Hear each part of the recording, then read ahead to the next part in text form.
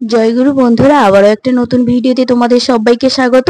YouTube দেখে আমি এই গ্রেনিপট চ্যানেলে বেশ কিছু বীজ অর্ডার করেছিলাম। ফাইনালি বীজগুলো আমার বাড়িতে এসে গেছে। আর এখানে 10 রকমের বীজ দিয়েছে। ওলকপি, ফুলকপি, মূলো, টমেটো, বেগুন, শিম, বিনস, উচ্ছে, এই 10 রকমের বীজ আমাকে দিয়েছে। আর এই বীজগুলো আজকে আমি কিছু বীজ আমি বসাবো, তবে সব বীজ বসাবো না, কারণ ওয়েদারটা এখন খুব বাজে যাচ্ছে।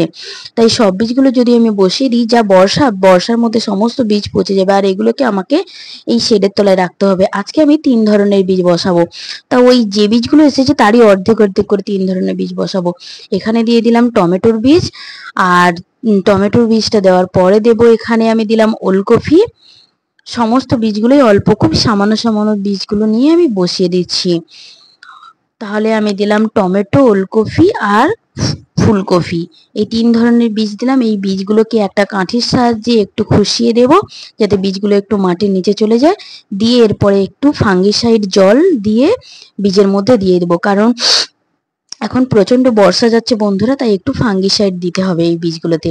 দিয়ে এগুলোকে আমি এখন শেডের তলায় দিয়ে দেবো, কারণ আকাশে প্রচন্ড মেঘ করেছে, যে কোনো মুহূর্তে আবার বৃষ্টি আসতে পারে।